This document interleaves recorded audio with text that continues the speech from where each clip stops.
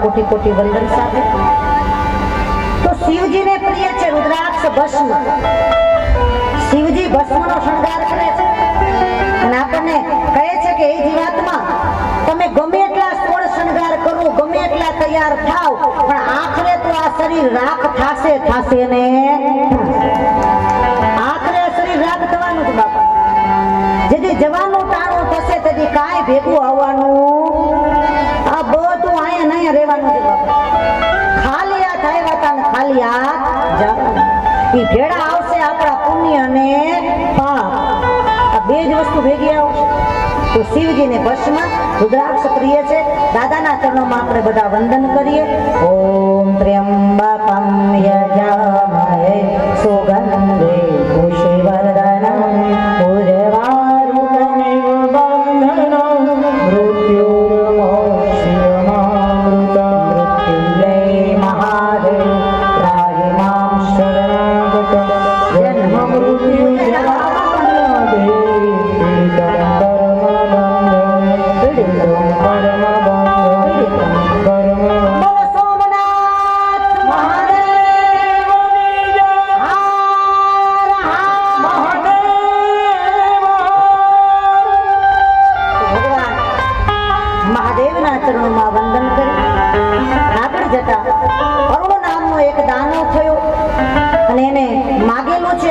વસ્તુથી મરવું નહીં.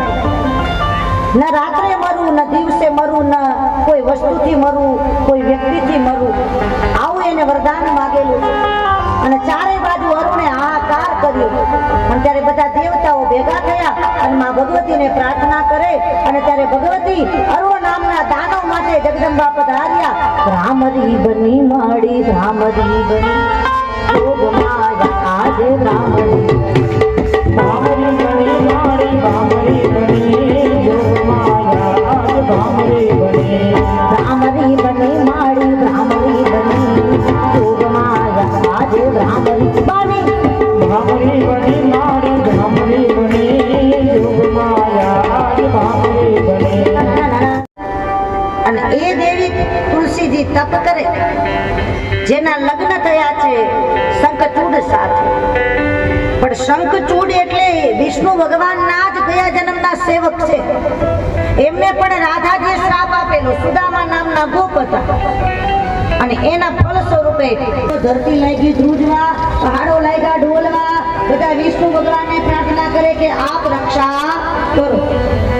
ભગવાન કે બે કારણ એ છે કે એની પાસે કૃષ્ણ કવચ છે શંખચૂડ પાસે, જેથી કરીને કોઈ રીતે મરશે નહીં. બીજું કારણ એ છે કે એના પત્ની તુલસી પતિવ્રતા નારી છે. સતી નારી